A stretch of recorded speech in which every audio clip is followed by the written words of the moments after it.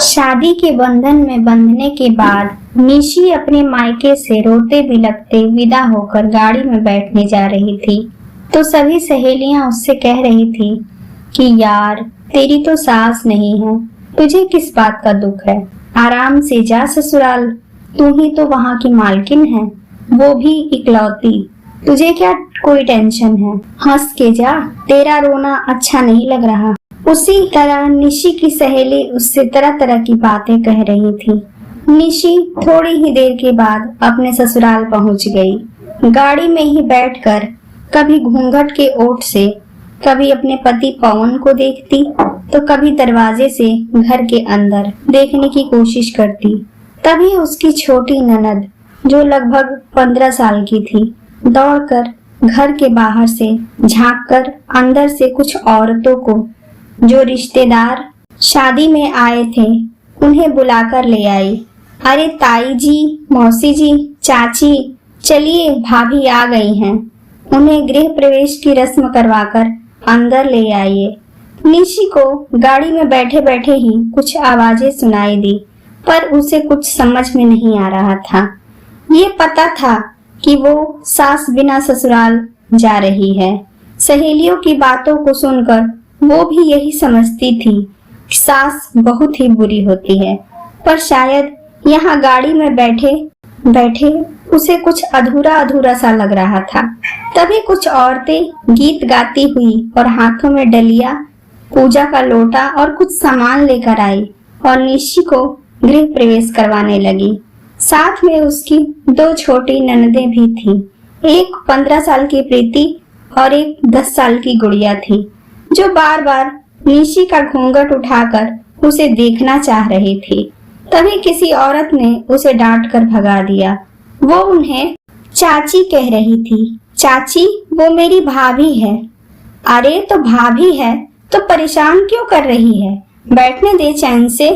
ऐसी बातें सुन निशी समझ गई कि वो छोटी बच्ची उसकी ननद है और उसे डांटने वाली औरत चाची सास उसकी तोतली जुबान से मेरी भाभी है। ऐसा सुनकर निशी को बहुत अच्छा लगा। उसे ऐसा लगा शायद ये लड़की उसका कब से इंतजार कर रही थी। आगे की कुछ रस्में हुई। इन सब के बीच निशी ये समझ गई थी कि सास बिना उसका ससुराल कितना अधूरा सा है। उसकी 15 साल की बड़ी वाली ननद, जो उम्र में गुड़िया से बड़ी थी, वो उसके पास आकर बोली, भाभी मेरा नाम प्रीति है और छोटी का नाम गुड़िया। निशी हाँ में सर हिलाया। मैं आपको जानती हूँ, वो बोली। धीरे धीरे सारे रिश्तेदार भी अपना परिचय दे रहे थे। कोई थोड़ा बहुत अपनापन दिखाता तो कोई बेगानापन। सभी अपने अपने तरीके से बता रहे थे। सभी रिश्तेदार बात बात पर उसकी छोटी नंदों को डांट देते थे। यह सब देख सुन निशी को बहुत बुरा लग रहा था। तभी उसकी छोटी ननद गुड़िया रोते हुए आई और बोली, भाभी देखो ना, चाची मुझे हमेशा डांट देती हैं। मैंने आपको कुछ खाने को देने के लिए बोली तो मुझे भगा दी। जब माँ थी तब वो मुझे ऐसे नहीं बोलती थी, पर जब माँ मर गई तब से कोई भी कुछ भी बोल देता है। ऐसा सुनकर उस मासूम सी बच्ची के मुंह से निशी को ऐसा लगा कि उसके ससुराल में एक सास के नहीं होने से कितना सुना है। छोटी सी ननद को देख वो उसे गोद में बिठा ली और बोली, कोई बात नहीं, आप मत रो, आपकी भाभी है ना, अब आपको फिर कोई कुछ नहीं बोलेगा, मैं हूँ ना। धीरे धीरे सभी रिश्तेदार चले गए। 1-2 दिन में ही पड़ोस की चाची सास का व्यवहार भी उसे अपने नंदों और पति के प्रति सही नहीं लगा। उसके बूढ़े ससुर उससे बोले, बहू, सभी कहते थे कि बेटे की शादी कर दोगे तो घर की देखरेख करने वाली और घर संभालने के लिए बहू आ जाएगी। तो आज से ये घर तुम्हारा है, इसकी सारी जिम्मेवारी तुम्हारी है। हमारे परिवार में तुम तो जानती ही हो, पर फिर भी मैं बता देता हूँ कि मैं, मेरा बेटा यानी तुम्हारा पति और मेरी 2 छोटी बेटियां हैं। जब से तुम्हारी सास इस घर को छोड़कर गई हैं, मेरे बच्चों को देखने सुनने वाला कोई नहीं था, पर अब तुम आ गई हो।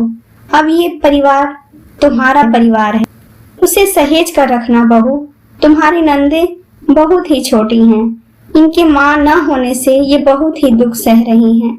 इन्हें अपना ही समझना, इनसे कोई गलती हो जाए तो बुरा मत मानना। बड़ी उम्मीदें लगा रखी हैं ये तुमसे इनकी माँ के जाने के बाद। जी पापा जी, आप चिंता मत करिए। अब मेरी ननद मेरी छोटी बहन की तरह है, इन्हें मैं माँ की कमी नहीं खलने दूंगी। यह सुन बूढ़े ससुर की आंखों से आंसू बहने लगे। निशी को 2 दिन में ही लगा कि बिना मम्मी जी के इनसे लोग कैसे व्यवहार करते हैं। पति, ससुर और 2 छोटी ननदों के साथ निशी अपनी घर गृहस्थी को चलाने लगी। पति का प्यार, ससुर का दुलार और छोटी ननद का स्नेह निशी को एक लड़की से कब जिम्मेदार गृहिणी बना दिया, यह वो समझ ही नहीं पाई। अपनी ननद, पति, ससुर को वो खुश रखती।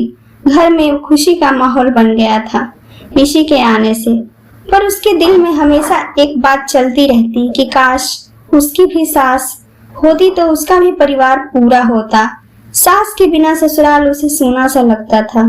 उसकी विदाई में, शादी में सारी सहेलियां उसे किस्मत वाली कह रही थी। चलो तेरे ससुराल में सास की चिक-चिक नहीं होगी। पर सच्चाई तो ये थी कि जिस घर में सास नहीं होती वहाँ हर कोई ही सास बनने की कोशिश करता है।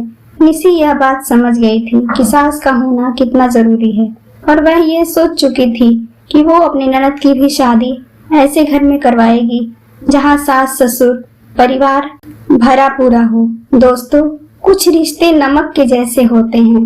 सास का रिश्ता भी ससुराल में ऐसा ही है। ससुराल का हर सुख बिना सास के फीका सा स्वाद देता है। ससुराल सास से ही शोभा देता है। दोस्तों, अगर आपको हमारी ये कहानियाँ पसंद आती हैं तो प्लीज आप हमारे वीडियो को लाइक करें, शेयर करें और कमेंट करके अपनी राय जरूर दें। और हाँ, हमारे चैनल को सब्सक्राइब करना बिल्कुल भी ना भूलें। धन्यवाद।